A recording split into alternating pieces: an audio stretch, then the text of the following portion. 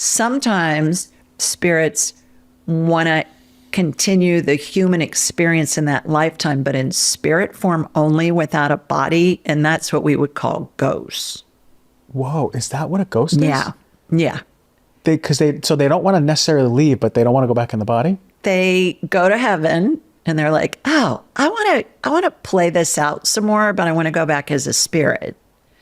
And so they do, but it's like they forget when they're in their ghost form, when they're in the human realm. I have a great story. I have a fun story about that. May I share it? Of course, please. One of my girlfriends told me this story. I didn't know her when this happened, but she said, I had an evil spirit try and come into my house one time. First of all, there are no evil spirits. There's no evil spirits? No evil spirits. Okay, I have a lot to say about that. Ever. Okay, let's talk about it more. All spirits are pure love. So we can go down that rabbit hole if you want after this story.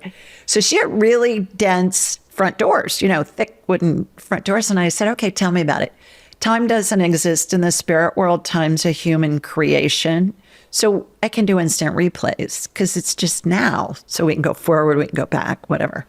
So I said, okay, tell me about it. She was telling me the story, and she said this evil spirit was coming in the front door. Well, what I'm seeing, Christian, is the face is distorted.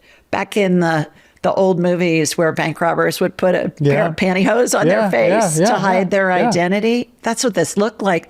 Because the spirit, which is pure energy, is coming through the density of the doors, and it's distorting the face. Literally the like the movies. Like the movies, yeah. So she got off of her couch when she saw him coming in, and she got a golf club out of her umbrella stand, and she's getting ready to swing at it. And I said, well, do you think that would have been successful? You're swinging at energy? It's like swinging at fog. Yeah. And she laughed. She goes, oh, I never thought about it. And so anyways, we got in touch with that spirit, and we found out that he was the spirit of a Confederate soldier that died in battle. He was looking for his daughter. His daughter had reincarnated as my friend's daughter. Come on. Honest to God. So we looked him up. We got his name. We got his birth date, his death date, where he was born, all that. We got his infantry unit in the Confederate Army, all that jazz. We got his daughter's name. We got where she was born, when she was born, all of that. And we were able to validate it. So we got them reunited. Went off. She basically, took him into the light. He was looking for his daughter because he died in battle, and he didn't get to say goodbye to his daughter. And there's no such thing as time. So No whether it was such thing as 1800s, 1900s, 1700s. Right. Wow. Okay. Yeah. I love that story. It has all the elements. She grabbed the golf club. Yeah. She's like, you're not allowed at my house, which I think brings up a really good point, because when we have a spirit around us and we don't know what's going on, what do? We go into fight or flight. Of course. Instantly. It's scary. And we've all been trained that, you see a spirit, that's an evil spirit. Movies. Nonsense. I saw The Exorcist when I was young. That scared the hell out of me. I got a story about that. Oh my God. Can we just go into that? Well, the Exorcist thing, let me tell you a funny story about that real fast. The Ouija board was the most successful game ever. Milton Bradley, ever. Every home had one. We had one when I was growing up. We used to do it at slumber parties.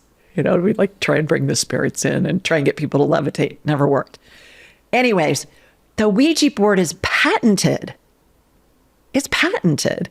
How can you imagine? I would have loved to have been a fly on the wall with that patent examiner, and what happened that he granted the patent. I have multiple patents. It's hard to get a patent. Yeah.